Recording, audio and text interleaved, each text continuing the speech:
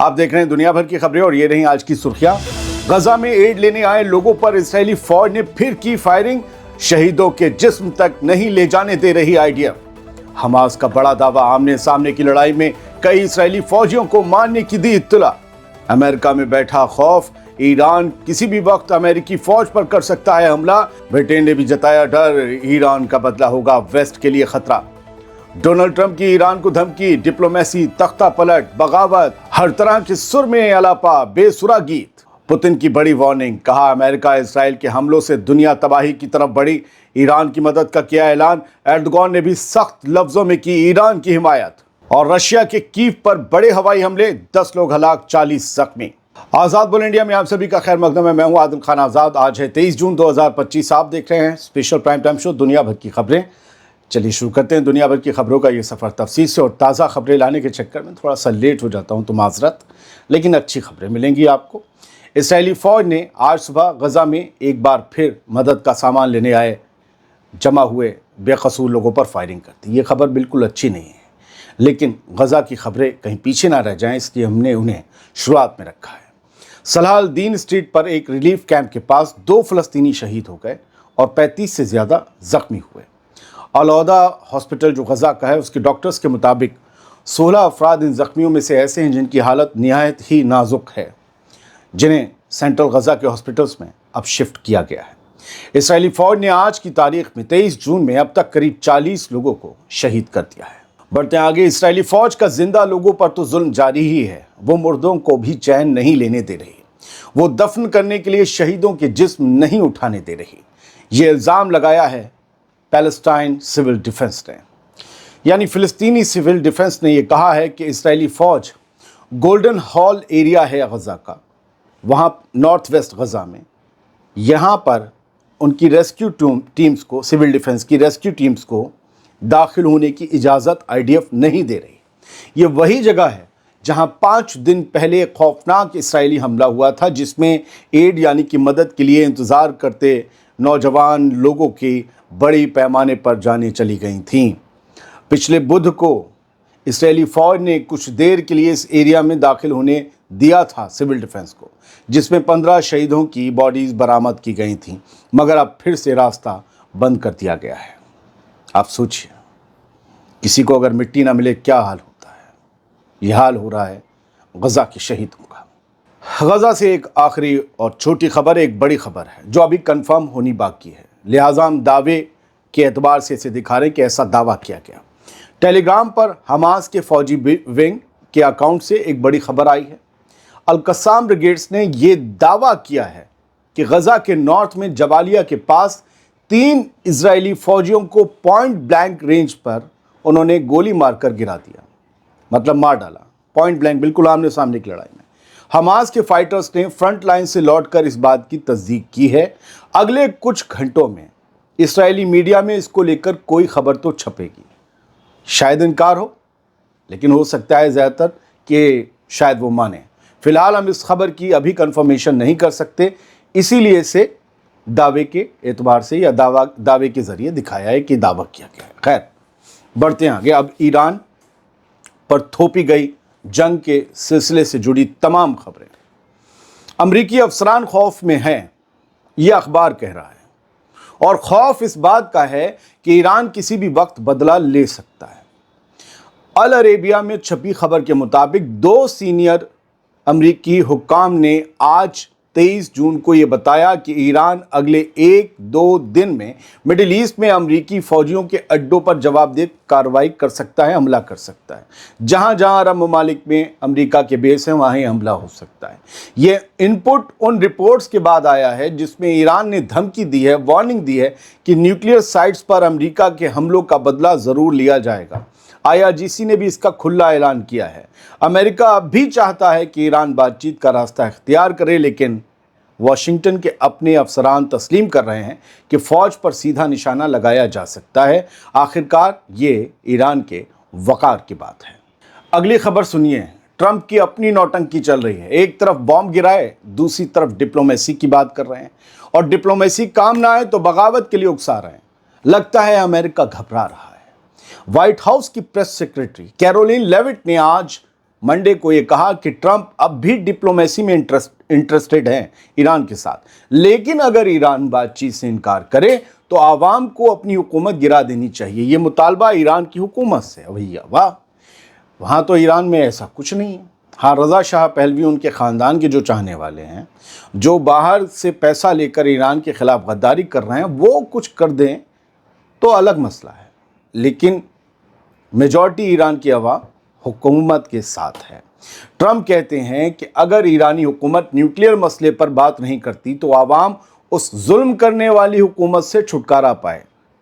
Khamenei साहब के निज़ाम को जुल्म करने वाला निज़ाम और हुकूमत बताया जा रहा है। एक तरफ बॉम्ब गिराए जा रहे हैं, दूसरी तरफ अमन की बातें हैं। ये है अमेरिका का असली डबल गेम। अब बात मगरिब की यानी वेस्ट की, जो मुश्किल में है, घबराहट है। ईरान के बदले का ऐलान जो हुआ है, उसके बाद ब्रिटेन ने ये खौफ जाहिर किया है और खौफ से भरा सिग्नल दिया है कि वेस्ट खतरे में है। ब्रिटेन के फॉरेन सेक्रेटरी डेविड लैमी ने कहा है कि ये मगरबी मुल्कों के लिए एक ख़तरनाक मोड़ है, क्योंकि अमेरिका ने जो ईरान की न्यूक्लियर साइट्स पर हमले किए हैं, ईरान ने कहा है कि अब उसका हम जवाब देंगे और बारी हमारी है। तो अब बेचैनी वेस्ट में है। डोनाल्ड ट्रंप की हुकूमत ने फोर्दो, इस्फहान और नतांज में स्ट्राइक्स की, जबकि यूनाइटेड किंगडम के प्राइम मिनिस्टर कीयर स्टारमर ने पहले ही तनाव कम करने की अपील की थी।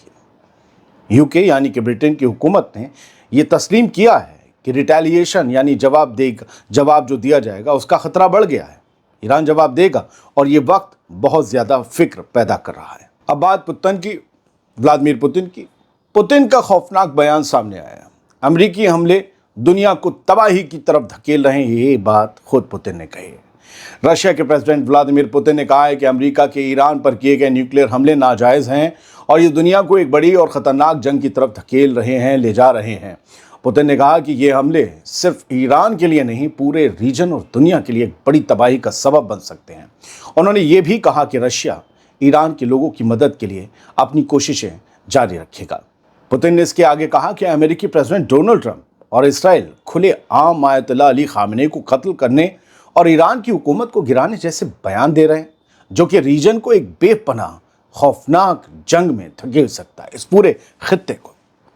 रशिया ने फिर से तनाव कम करने और बातचीत का रास्ता इख्तियार करने की अपील की है, लेकिन साथ ही ये भी कह दिया है कि अगर ये जंग आगे बढ़ती है तो अंजाम सबके लिए तबाहकुन होगा।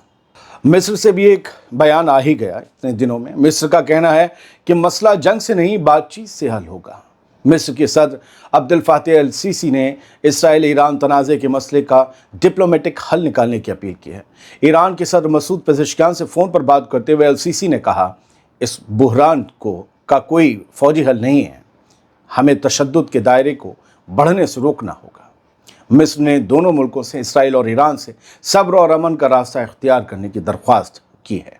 आज भी ईरान और इसराइल ने एक दूसरे पर जमकर बम गिराए, मिसाइलें मारी। नुकसान दोनों तरफ हुआ। हम ईरान की बात करते हैं। ऑपरेशन ट्रू प्रॉमिस 3 के 21वें दौर में IRGC ने इसराइल की नॉर्दर्न कमांड को मिसाइल स्ट्राइक्स का निशाना बनाया। तस्नीम न्यूज़ के मुताबिक ये हमला इसराइली आर्मी के ऑक्युपाइड नॉर्थ कमांड सेंटर पर किया गया। ईरान की IRGC ने कहा कि उसने पहली बार multi warhead Khyber ballistic missile को लॉन्च किया है और ये इज़राइली हुकूमत के खिलाफ इंतकामी हमलों का एक हिस्सा था। ये मिसाइल ऑपरेशन ट्रू प्रॉमिस के तहत दागी गई, जिसमें कई इसराइली टारगेट्स को निशाना बनाया गया। ये मिसाइल बेहद ख़ास है। इसके बारे में थोड़ा मैं बता रहा हूँ आपको, थोड़ा शायद स्पेशल शो शायद बनाऊँ तो बताऊँ। ये मिसाइल सिस्टम एक वक्त में कई टारगेट्स पर वार करने की सलाहियत रखता है, जो ईरान की फ़ौज के लिए एक नया स्ट्रेटजिक एडवांसमेंट माना जा रहा है और इसराइल के लिए सरदर्द। नाटो के सेक्रेटरी का बयान सुनिए ज़रा। नाटो के सेक्रेटरी जनरल मार्क रूटे ने कहा है कि अमेरिका के ईरान पर एयर स्ट्राइक्स जो हुई हैं इंटरनेशनल लॉ के ख़िलाफ़ नहीं थी। ये बयान रशिया, चाइना और ईरान के दावे के बिल्कुल बरक्स है, बिल्कुल उलट है। अब इस बयान में और क्या कहूँ। सोचिए कि एक खुद मुख्तार मुल्क, एक आज़ाद मुल्क, उसके न्यूक्लियर प्रोग्राम पर आप हमले कर दें और आप कह रहे हैं कि जी कोई इंटरनेशनल कानून के ख़िलाफ़ नहीं है। तो आपको भी कल कोई मार दे तो इंटरनेशनल कानून के ख़िलाफ़ नहीं होगा। कमाल की बात है। तुर्की के प्रेसिडेंट रजब तैयब एर्दोगान ने बड़ी मजबूती से और सख्त लफ्ज़ों में आज एक बयान दिया है और जमकर ईरान की हिमायत भी की है। हम ईरान पर इस्राएली हमलों को और नहीं बढ़ने देना चाहते।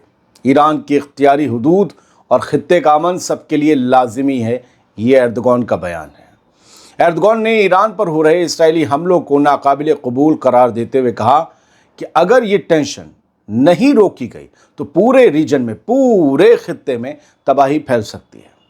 एर्दोगान ने बेहद सख्त लफ्ज़ों में ईरान की हिमायत करते हुए कहा कि ईरान की खिलाफ वर्जी या उसकी खित्ते की जो हिफाजत है या खित्ताई हिफाजत जो है उसको छूने वाली कोई भी कार्रवाई बर्दाश्त नहीं की जाएगी। कहा जा रहा है कि एर्दोगान तमाम मुस्लिम ममालिक में ये समझने वाले पहले सदर बन गए हैं कि आलम इस्लाम के दुश्मन जो हैं वो एक एक करके उन सब को ख़त्म कर देना चाहते हैं जिनकी या तो मिलिट्री मजबूत है या फिर जो फ्यूचर में वेस्ट के लिए ख़तरा बन सकते हैं। इस तरह की चर्चा आज एर्दोगान के बयान के बाद आम हो गई है। अब यूक्रेन की खबर आपको दिखा दें। यूक्रेन की दारुल हुकूमत कीव पर रशिया के ज़बरदस्त हवाई हमले हुए हैं। इसमें कम से कम 10 लोग जान से गए, 40 से ज़्यादा ज़ख्मी हो गए। यूक्रेन की एयरफोर्स का कहना है कि रशिया ने 146 ड्रोन्स और 12 मिसाइल्स यूक्रेन पर दागी थीं, लेकिन हमने इनमें से ज़्यादातर को हवा में ही तबाह कर दिया। बावजूद इसके कुछ मिसाइल्स कीव और दूसरे शहरों तक पहुंच गई, जहां बड़े पैमाने पर तबाही हुई। अमेरिका के एक सेनेटर ने एक धमकी भरा बयान दिया है। भारत, चाइना और रशिया पर लगेगा इकोनॉमिक बंकर बस्टर, ये कहा है।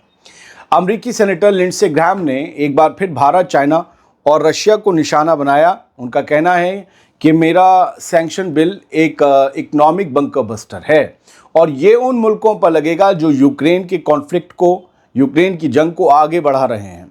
ग्राहम के मुताबिक भारत और चाइना को यूक्रेन की जंग में रशिया की मदद का जिम्मेदार माना जा रहा है और इस बिल से इन तीनों को कड़ी सज़ा दी जाएगी।